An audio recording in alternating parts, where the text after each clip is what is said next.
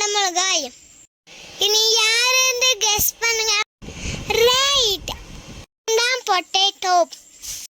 இனி யாருன்னு கெஸ் பண்ணுங்க. ரைட், நான் தான் தக்காளி. இனி யாருன்னு கெஸ் பண்ணுங்க.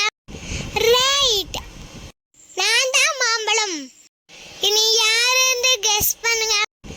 ரைட், நான் தான் முட்டைக்கோஸ். இனி யாருன்னு கெஸ் பண்ணுங்க.